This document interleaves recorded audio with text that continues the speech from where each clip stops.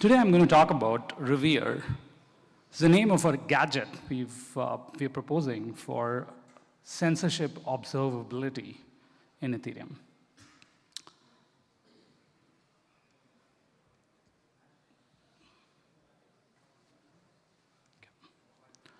Why is censorship important, right? I think we all know this, but I'm just going to take a couple of minutes to say this. So censorship is about, you want to get transactions included in the blockchain, and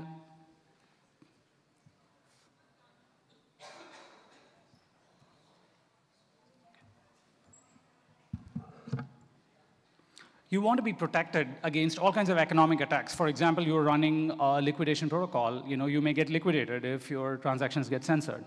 So there is economic reasons to worry about censorship resistance. There is credible neutrality. You want your protocol to not depend on jurisdictional considerations. Different participants may have to adhere to the jurisdictional constraints, but together the protocol should not have to take a dependence on one geographic region. You also want this property I call meta-censorship resistance. What is this? Normally, we talk about censorship resistance as though it's a property to only users of the platform.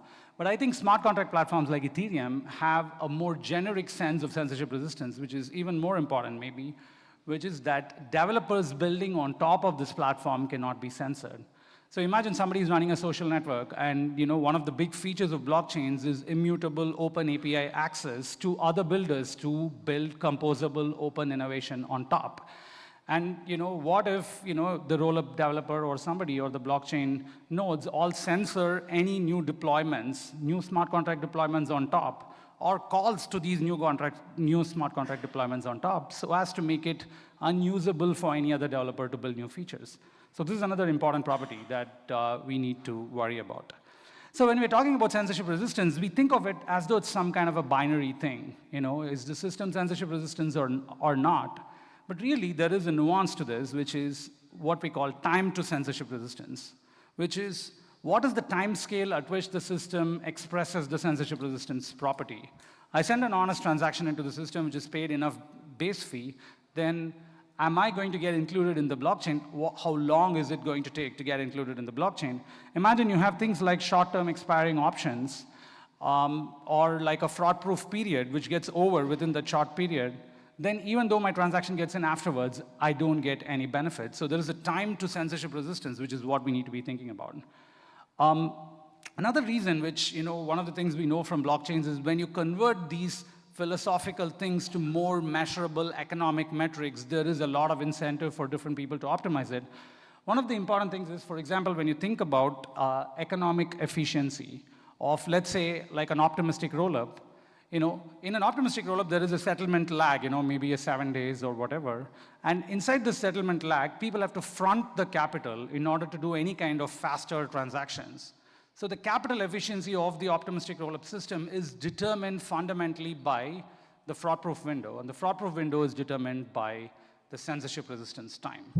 So censorship resistance has consequences all across the spectrum to permissionless innovation, to usability, to credible neutrality, to capital efficiency.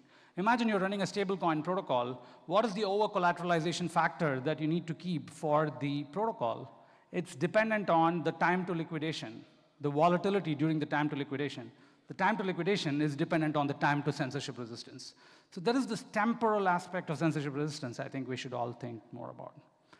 Okay, so the goal of Ethereum is to be resilient beyond majority trust. Vitalik just gave a talk explaining where majority trust may break. In the normal model, many blockchains are built on. You just trust that the majority of validators will be honest. But in a pseudonymous world, it's not robust to assume that a majority of these nodes will be honest, because who knows who they are? So the goal is to build systems that are resilient to the majority of validators not being honest. Okay, so there are really two aspects when you're building a system in a blockchain or any distributed system. There is safety, which is that if something gets confirmed, it should not get deconfirmed, or reorged. So it's very easy. So Ethereum is built on this principle of slashing, which is that if a majority of validators collude to attack the protocol, you can actually attribute them and slash them. So if there is a safety violation, then they sign two conflicting blocks with the same block number, and it's easily attributable, and we can actually slash these nodes. However, when you think about slashing for censorship, it's much more difficult and intricate. So imagine a majority of the validators collude and make sure that transactions are not getting included. How is the protocol going to know in a rigid way that this was actually happened? Because there may be users that claim that, yeah, I submitted my transaction, and the blockchain validators may say, I didn't receive the transaction. So there's a he said, she said kind of a thing, which is not there in safety violations. So censorship is difficult to attribute and slash on-chain. OK, so given this context, what are the types of censorship that can actually happen? There are two fundamental types of censorship that we can categorize into. Number one is proposer censorship. You're a block proposer, and you fail to include transactions that are valid and perfectly good for whatever reasons, for legal reasons, for economic reasons. You took a bribe and you want to censor somebody, whatever the reason may be. So proposer censorship is one kind of censorship. Another kind of censorship is attester censorship. Attester censorship means somebody has proposed a block with certain transaction, and I as an attester. So in Ethereum, you have this kind of a protocol where there is a chain of blocks being proposed, and then attesters attest to these blocks. And what you can do is, attesters can all kind of collude together and not certify any blocks that contain certain transactions. So if you want to compare these two types of censorship, it's much easier to solve for proposer censorship. Why is that? It's because proposer censorship can be mitigated by having even a small fraction of honest proposers. Okay, imagine that the network has 5% of honest proposers. They will just follow the protocol, include whatever transactions satisfy basic validity conditions, and include them. That is actually enough to solve for proposer censorship, because if you have 5% of honest proposers, you will get 1 in 20 blocks be built by them, and the transactions go through. That is a reduction in the throughput of censorship-resistant transactions, because only 1 in 20 blocks can comprise of censorship-resistant transactions. But still, the fundamental fact and the time to censorship resistance can be controlled quite significantly, even by having a small fraction of honest proposers. This is one of the important reasons why in the Ethereum community, there is an emphasis on home stakers, solo stakers, even if they're not in the majority. Small percentage still makes a big difference, because proposer censorship can be solved using a small fraction of honest validators. OK, so, but attester censorship is actually much more difficult to solve. Why is this?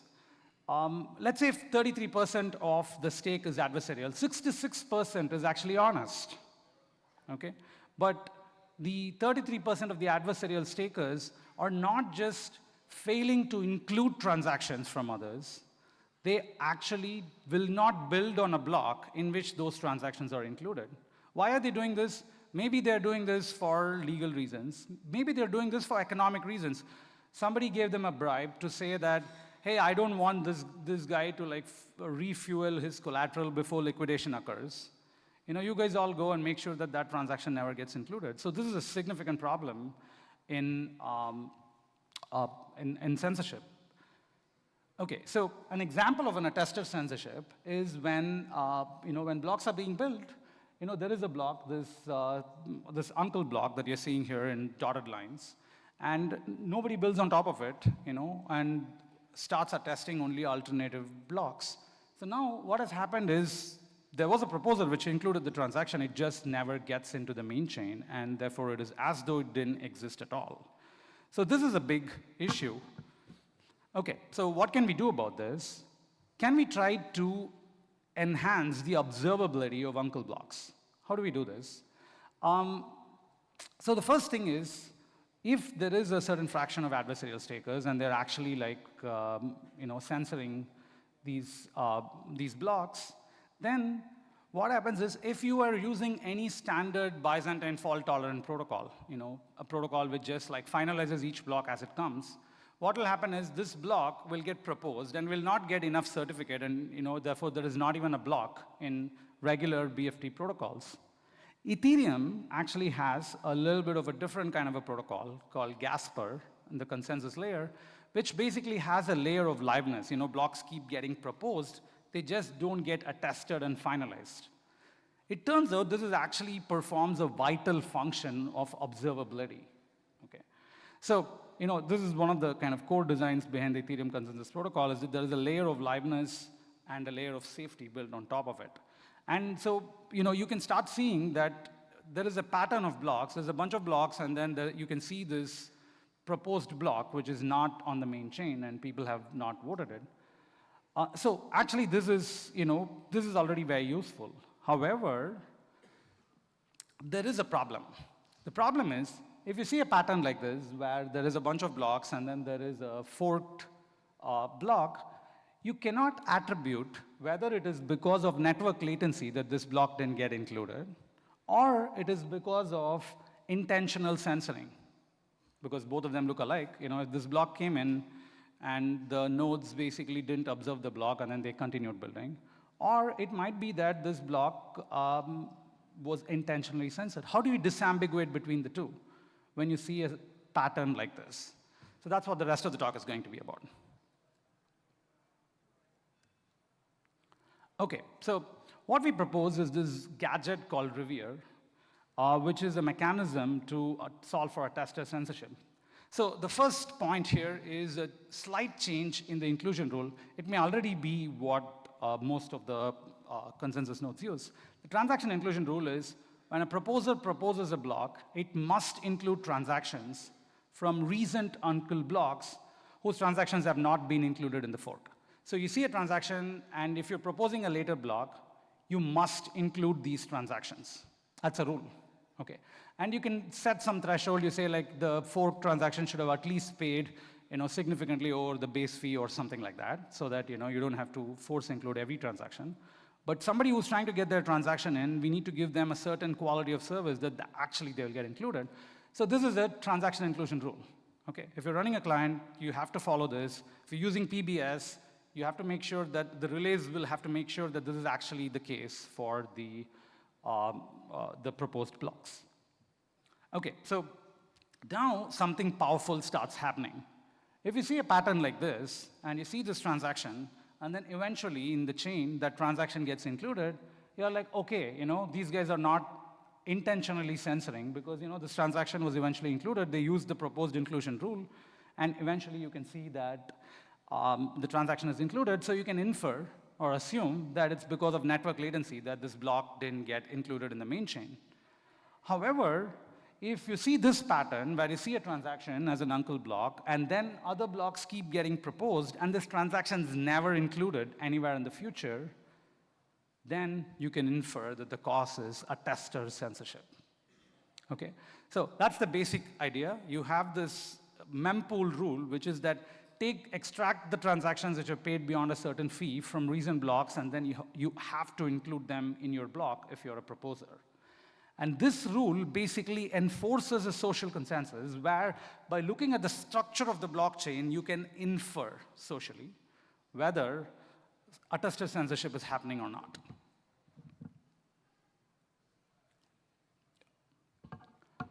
Okay, so now how do we propagate this information? So who is observing this, and how do we propagate this information?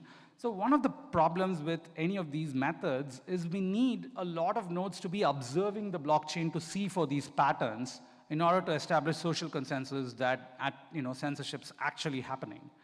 And one way to do it is you can start building sophisticated light clients which can enhance observability. So what is the idea here? A slight variant of this light client rule is basically that you download and do sampling, which is just to ensure that the block was available. You download block headers. It should say download headers.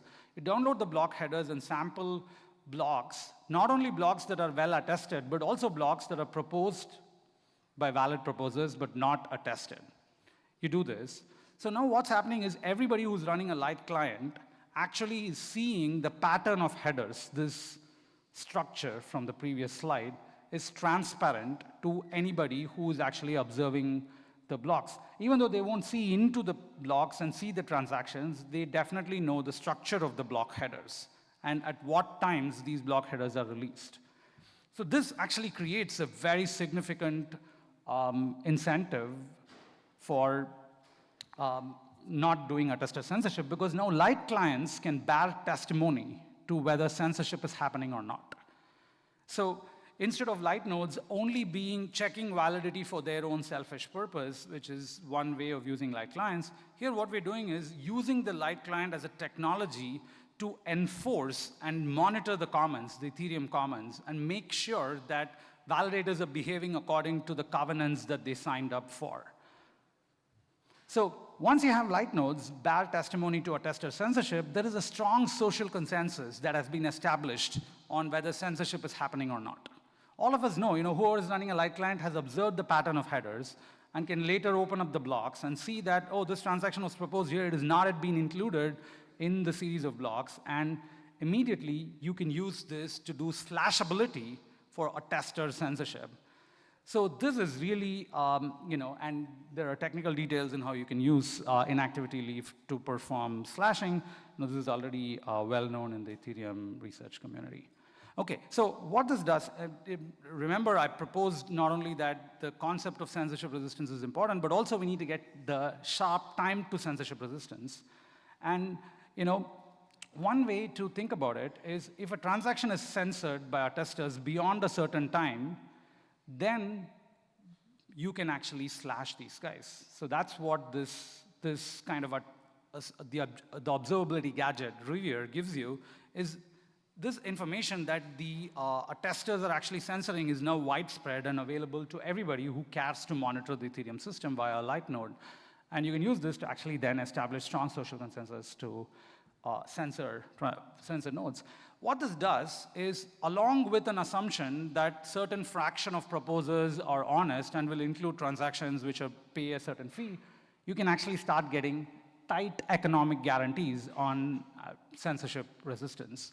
If transactions get censored beyond a certain point, you can be sure that you see this pattern in the blocks, and because you're seeing this pattern in the blocks, you will be able to slash a majority of the stakers. So with that, I conclude the talk. I just want to make one point here, which is how this idea fits in with the Ethereum roadmap.